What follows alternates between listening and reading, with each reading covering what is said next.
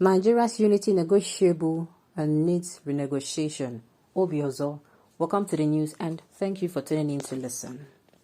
President General of Ohanaeze Worldwide, Prof. George Obiozo, has said that the popular claim that Nigeria's unity is non-negotiable is simply a historical fallacy. He insisted that contrary to false claims of Nigeria's non-negotiability by some leaders, the unity of a country must be renegotiated for it to stand or survive the prevailing circumstances. He stated this earlier today at a public lecture titled Nationalism and Nation Building in Nigeria's History, held at the Nigeria Institute of International Affairs, NIIA, Victoria Island, Lagos, which he also hosted. He lamented that despite the best efforts of the past and present leaders to foster enduring unity, Nigeria's unity is still not guaranteed. It is simply at best an aspiration and not yet an achievement. Consequently, the statement that Nigeria's unity is non-negotiable is simply a historical fallacy, he stated.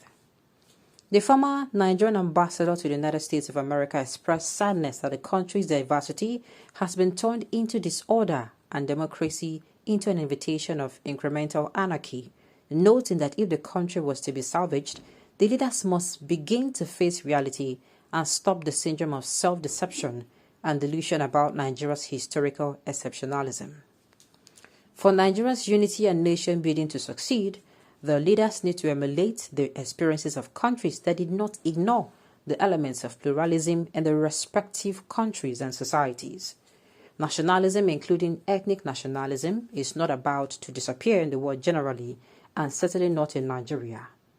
No matter how much we want to wish it away, it is still a potent force, and all its advocates feel they have a strong case and that history is on their side, he said. And that is true. You see that talk, the unity of Nigeria is not negotiable. Oh, guys, it's negotiable with what is happening here. No. With the kind of gamble. Look, majority of what is happening in this country. You see that flood that happened, that I was calling a natural disaster before. My dear, it was not a natural disaster. It was man-made. Why is it man-made? Is that what the government was supposed to do, they did not do it, and that was what caused the flood. Yes. For how many years ago? 30 years. They did not do it. Should I continue? A lot of things we are going through in this country is not, I know there is a global issue, but believe you me, if you have leaders who want to work, as they came in with their mind, they want to work, I tell you, the people of Nigeria will feel relief in no distant time. And when I mean leaders, I don't just mean the presidency, I mean both the presidency and its aides. I mean both the governors and their aides. I mean local government chairman and their aides. I mean councillors and their aides. Anybody in leadership position, if they come in with the hunger and sincerity and genuinity, look, I want to work. I want to make this country do good for my time. Believe you me, Nigeria will get better. And the thing is, why the unity of Nigeria is negotiable is we keep lying to ourselves that we are united. We are not. We're not united. We're not united. Small statements. Make I just make more small statements now. Everybody will see people, this one, this people, a lot of things to show you we are not in any least united. We are not.